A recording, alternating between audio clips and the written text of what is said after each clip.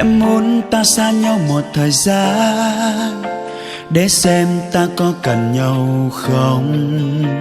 Em nói anh vô tâm ngày qua và anh cho em nhiều xót xa.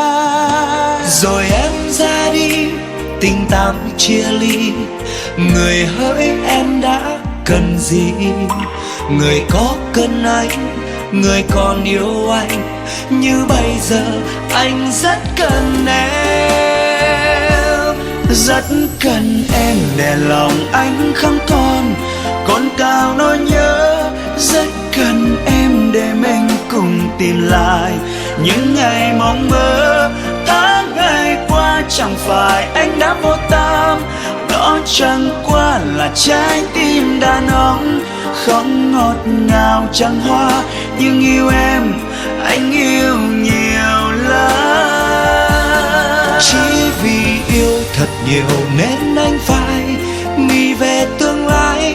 Hãy hiểu anh một điều trọn cuộc đời, yêu không nhạt phai. Tháng ngày qua thật sự anh rất là đau, có lìa xa mình mới biết cần nhau. Hãy về đây bên anh xin lỗi đã làm em đau.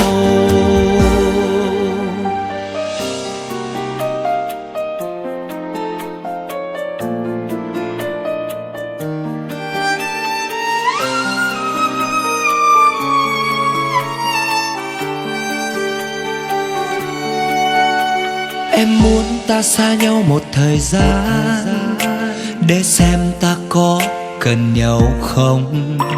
Em nói anh vô tâm ngày qua và anh cho em nhiều xót xa. Rồi em ra đi, tình tạm chia ly. Người hỡi em đã cần gì?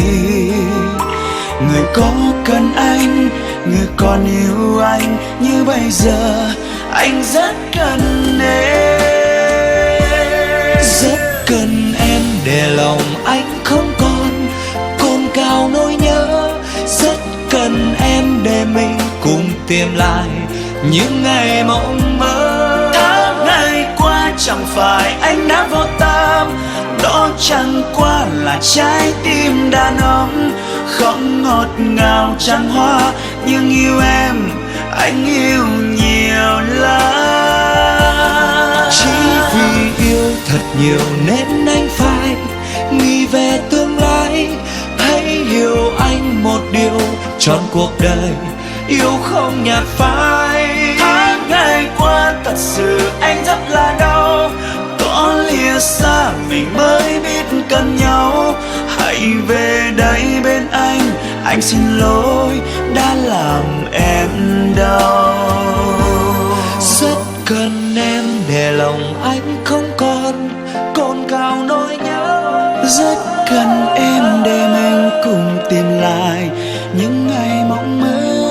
Tháng ngày qua chẳng phải anh đã vô tâm, đó chẳng qua là trái tim đàn ông. Không ngọt ngào chẳng hoa, nhưng yêu em anh yêu nhiều lắm. Chỉ vì yêu thật nhiều nên